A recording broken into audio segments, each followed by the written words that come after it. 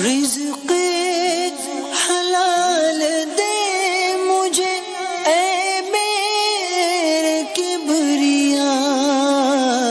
میرا ایک سوال یہ ہے کہ اکثر ایسا ہوتا ہے کہ کمپنیز میں امپلائرز اپنے امپلائیز کے ساتھ جو ہے وہ ایسا امپلائمنٹ کانٹریکٹ کرتے ہیں جس میں ویسے تو بہت ساری طویل شکیں ہوتی ہیں، لیکن اس میں ایک اہم بڑی شک یہ ہوتی ہے کہ کم از کم وہ جب ہمیں چھوڑ کے جائیں گے، اپنے امپلائر کو، اپنی کمپنی کو چھوڑ کے جائیں گے، تو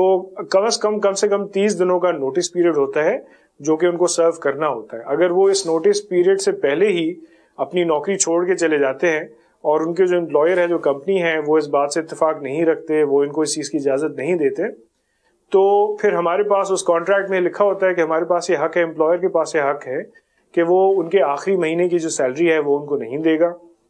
یا ان کا جو ایکسپیرینس کا سرٹیفکیٹ ہے، مثال کے طور پہ انہوں نے ہمارے ساتھ 5 سال کام کیا یا 3 سال کام کیا، تو اگلی جگہ جب وہ جاتے ہیں تو وہ دکھاتے ہیں کہ اچھا میں پچھلا اس امپلائر کے ساتھ تھا، اس کمپنی میں تھا، تو ایک ایکسپیرینس کا سرٹیفکیٹ ہوتا ہے، وہ ہمیں روکنے کا حق ہوتا ہے کہ اس کانٹریکٹ کے اندر لکھا ہوتا ہے کہ یہ چیزیں آپ کو نہیں دی جائیں گی، آخری مہینے کی سیلری بھی نہیں دی جائے گی، یا یہ جو آپ کے ڈاکیومنٹس ہیں یہ پروسیس نہیں کیے جائیں گے، کیونکہ آپ کا ایسے بیچ میں چھوڑنا اور نوٹس پیریڈ سرو کیے بغیر چھوڑنا یہ ہماری کمپنی کے لیے مفید نہیں ہے، ہمارے لیے پرابلمیٹک ہوگا.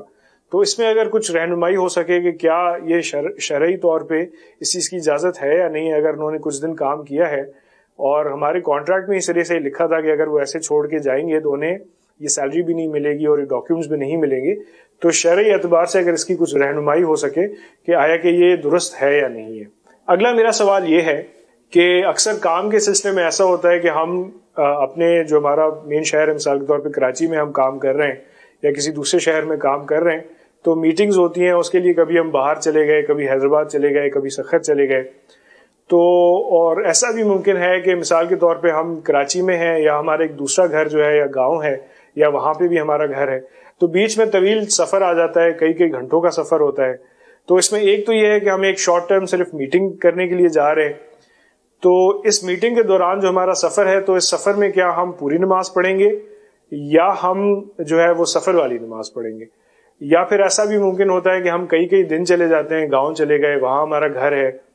تو وہاں تو ہمارا گھر ہے، اس میں بھی اگر رہنمائی ہو سکے کہ اگر وہاں بھی میرا گھر ہے، کراچی میں بھی میرا گھر ہے، تو کیا وہاں جا کے میں سفر کی نماز پڑھوں گا یا میں پوری نماز پڑھوں گا، یا پھر اگر میں وہاں میرا گھر ہے تو وہاں میں پوری نماز پڑھوں، لیکن جو بیچ کا میرا ٹریول ٹائم ہے، مثال 400 کلومیٹر 500 کلومیٹر، اس میں آیا کہ میں صرف سفر کی نماز پڑھوں گا. تو اس حوالے سے اگر کچھ رہنمائی ہو سکے. جزاک اللہ. دیتا ہوں تجھ کو واسطہ تیرے حبیب کا. پہلا سوال جو تھا اس میں تو یہ ہے کہ جو رقم اس نے کام تو کیا تھا، لیکن اب چونکہ اس نے چھوڑ دیا بغیر بتائے نوکر نے، تو اس کو اب پیسے اس کے ضبط کر لیے، تنخواہ نہیں دی. یہ جائز نہیں ہے، اس طرح روک لینا، رقم ضبط کر لینا، یہ گناہ کا کام ہے، حرام ہے، یہ تو نہیں کر سکیں گے. اور اس طرح کی جو شقیں ہوتی ہیں نا، تو یہ شقیں بھی فاسد ہوتی ہیں. بعض اوقات اجارہ ہی فاسد ہو جاتا ہے، پورا اجارہ صحیح ہوتا ہی نہیں، اس طرح غلط شقیں. تو جب بھی اپنی شقیں بنائیں اس طرح کے یا اصول بنائیں تو یہ علماء سے چیک کروا لیا کریں. یہ سب کو مشورہ ہے. اپنی کمپنی کے جو بھی اصول بناتے ہیں نا، تو یہ دارالفتہ اہل سنت بھی ہماری رہنمائی کے لیے ظاہر تشریف فرمائے، تو ان کی خدمت میں حاضر ہو کر یہ سارا چیک کروا لیں، اسکیننگ کروا لیں اپنے کاروبار کی، کہ آپ کو پتہ نہیں ہو، میں نے بول دیا پہلے سے، تم نے سائن کیا ہے. یہ نہیں چلے گا، چلے گا وہی جو اللہ اور رسول کا حکم ہے. دوسرا، اس نے کام تو کیا ہے، اب وہ سرٹیفکیٹ نہ دینا اس کو، یہ خیر واجب تو نہیں سرٹیفکیٹ دے، لیکن اخلاقی طور پر یہی ہے کہ دے دینی چاہیے. بیچارے نے کام کیا، ٹھیک ہے، وہ ایسا ہو گیا کہ اس بغیر اطلاع کے یا بغیر نوٹس کے وہ اس نے عمل نہیں کیا، لیکن یہ کہ سرٹیفکیٹ روک لینا، آپ کے بعد 5 سال 10 سال تو کام کیا ہے نا اس نے، تو یوں اس کو دے دینا اچھا ہے. اس سے آپ کی نیک نامی ہوگی، بدنامی نہیں ہوگی، اس کی دلجوئی ہوگی، اور غیبتوں کے، تہمتوں کے، نہ جانے بڑے بڑے گناہوں کے دروازے جو کھل کھلنے ہوں گے نا وہ بند ہو جائیں گے. واللہ تعالی اعلم ورسولہ اعلم عز وجل. صلی اللہ تعالی علیہ وآلہ وسلم. صلو علی الحبیب صلی اللہ علی محمد. اب یہ جو آپ نے جواب ارشاد فرمایا ہے اس میں شاید ہو سکتا ہے کہ جو مالکان ہوتے ہیں انڈسٹریل یا اس طرح کمپنی والے، ان کو یہ شاید یہ سوال ان کے ذہن میں پیدا ہو کہ ٹھیک ہے یہ تو چلو ہم کر، لیکن جو ہمارا جو نقصان ہو رہا ہے اور جو ملازم نے جو معاہدہ جو اس پر عمل نہیں کیا، کمپنی کو نقصان ہوا یا آدھا کام چھوڑ کر چلا گیا، اب میں کہاں سے دوسرا ملازم لاؤں گا؟ تو کیا کوئی ان کی فیور والا بھی کوئی ایسا شرعی مسئلہ ہو جسے ان کو بھی ہم کہہ سکیں کہ آپ یہ عمل کریں گے تو آپ کو یوں نقصان سے بچا جا سکتا ہے؟ جیسے ہم نے ایک اجیر کے تعلق سے شرعی حکم بیان کیا کہ اب اجیر کے ساتھ یہ نہیں کر سکتے اپنے ملازم کے ساتھ، لیکن اب وہ جو کر رہا ہے اسے جو سیٹ کو کمپنی کو جو لاس ہو رہا ہے، تو کیا کوئی ایسی شرعی صورت ہے جس سے ہم سیٹ کو اور کمپنی کو اس نقصان سے بچا سکیں؟ اصل میں جو سرٹیفکیٹ دینے کا معاملہ ہے، ایک تو یہ کہ سرٹیفکیٹ دو طرح کے، ایک تو ہوتا ہے کریکٹر سرٹیفکیٹ کے حوالے سے. اب اس نے معاہدے کی خلاف ورزی کی تو اب وہ کس طرح کا سرٹیفکیٹ اس کو دے رہے ہیں، پتہ چلے کہ یہ تو معاہدے کو پورا کرنے والا ہے نہیں، اور اس کے اندر لکھا ہوا اس کے سرٹیفکیٹ کے اندر کہ معاہدے کو پورا کرنے والا ہے، اس طرح کی باتیں، تو ظاہر ہے کہ اس کو دیکھنا ہوگا کہ کیا بات اس کے اندر لکھی جا رہی ہے. کوئی بھی بات ایسی نہ ہو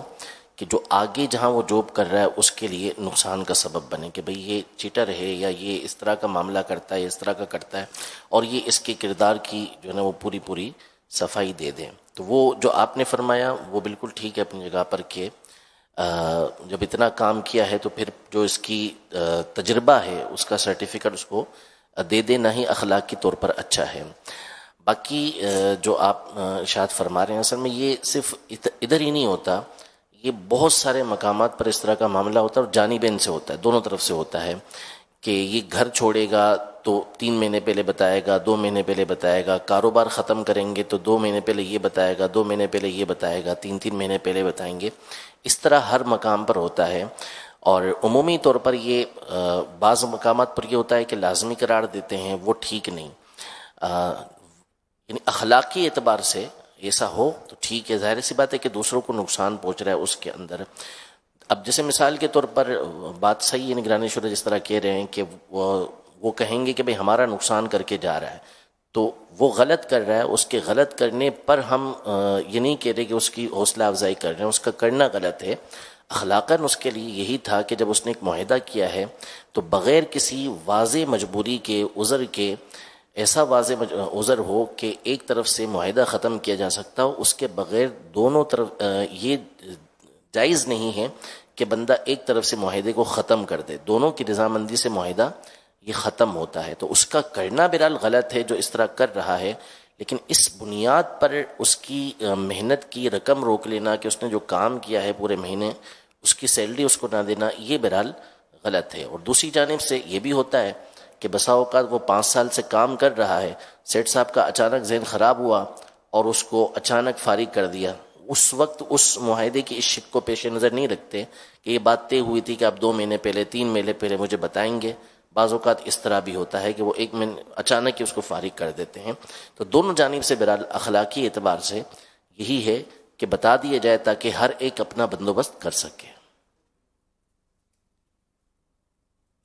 صلو علی الحبیب صلی اللہ علیہ وسلم. وہ دوسرا بھی اس میں جو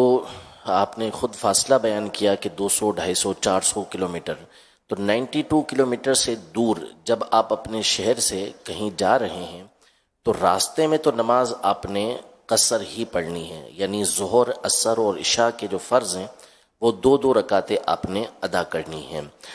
پھر جس مقام پر آپ جا رہے ہیں 92 کلومیٹر یا اس سے دور، وہاں آپ پہنچ گئے. پہنچنے کے بعد اب آپ کی نیت کو دیکھا جائے گا کہ آپ 15 دن یا اس سے زیادہ کے لیے وہاں رہ رہے ہیں تو آپ نے وہاں پوری نماز ادا کرنی ہے. اور 15 دن سے کم رہنے کی وہاں پر نیت ہے آپ کی تو پھر آپ نے قصر نماز پڑھنی ہے، یعنی ظہر، عصر اور عشاء کے فرضوں کو 2 رکعتیں ادا کرنی ہے. اور گاؤں کی مثال دی کہ آپ کا گاؤں ہے، گھر وہیں پر ہے، تو اب یہ دیکھا جائے گا کہ اگر آپ کا وطن اصلی آپ کا گاؤں ہی ہے اور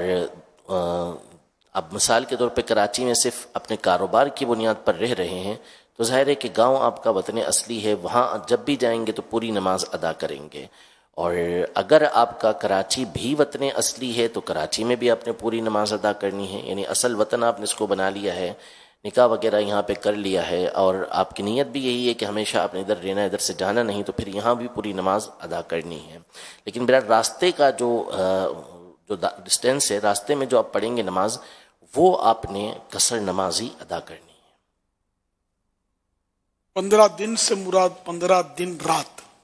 راتیں بھی شامل ہیں. اور وہ 92 کلومیٹر کا جو مفتی صاحب نے فرمایا، تو اس کا مطلب یہ کہ اپنی آبادی سے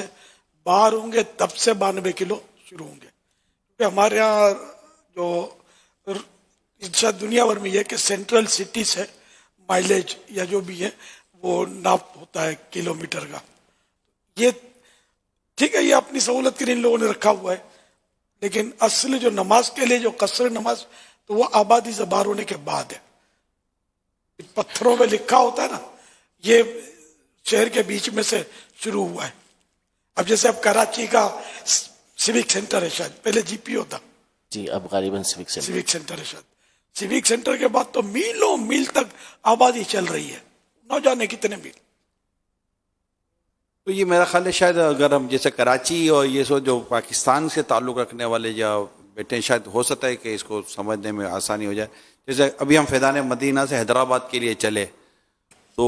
اب یہ حیدرآباد کم و بیش سمجھے کہ 150 کلومیٹر پر ٹول پلازا آ جاتا ہے اگر ہم چلتے ہیں. اب جیسے یہاں سے چلے اور 2 یا 3 دن کے لیے ہمیں حیدرآباد جانا ہے تو اب یہاں سے چلے تو کیا اب یہاں سے چلنے کے بعد جیسے ہی آبادی ختم ہوتی ہے، آبادی ختم ہونے کے بعد اگر ہمیں نماز پڑھنی تو قصر پڑھیں گے یا وہاں سے کوئی کلومیٹر کا سلسلہ ہم شروع کریں گے؟ اگر نیت ہے پہلے سے کہ مجھے کم از کم 92 کلومیٹر کا سفر ہے یا سے زیادہ کا ہے، تو مطلب یہ کہ آبادی سے باہر ہوتے ہی نماز قصر جو ہے وہ اس کی شروع ہو گئی. اچھا، اور کہیں یہ ہوتا ہے کہ جیسے کہ ٹول پلازا آپ نے یہاں کا شاید یہ مشہور یہی ہے ہمارا سوراب گوٹ کی طرف سے جو نکلتا ہے جی، تو یہاں سے تو یہ ہے، دوسرے اس پہ راستے بھی ہیں. ٹھٹا کی پٹی الگ ہے، پھر نیشنل ہائی وے الگ ہے. جی نیشنل ہائی وے، ہاں یہ اس کا نیشنل ہائی وے ہے، یہ سپر ہائی وے ہے. تو جہاں جہاں سے آبادی ختم ہوگی، کہیں سے سمجھو کہ 10 کلومیٹر پر ختم ہوگی تو کہیں سے 2 کلومیٹر پر ختم ہو جائے گی آبادی. تو شہر سے باہر نکلے اور 10-15 کلومیٹر جیسے ہی ہم 10-15 کلومیٹر پر آبادی ختم ہو گئی اور جانا ہم نے مطلب کہ 92 کلومیٹر کے آگے ہی ہے اور شرعی سفر ہی ہے، تو جیسے 10-15 کلومیٹر پر بھی اگر ہم نکلے اور 10-15 کلومیٹر سفر طے کیا اور آبادی ختم ہو گئی، اب ہم قصر نماز پڑھ سکتے ہیں. آبادی اور آبادی سے متصل بعض اوقات آبادیاں ہوتی ہیں تو اس کو بھی کراس کرنا یہ ضروری ہوتا ہے. میرے خیال ہے ٹول پلازا کے بعد بھی آبادی ہو گئی ہے ہمارے یہاں تو غالباً.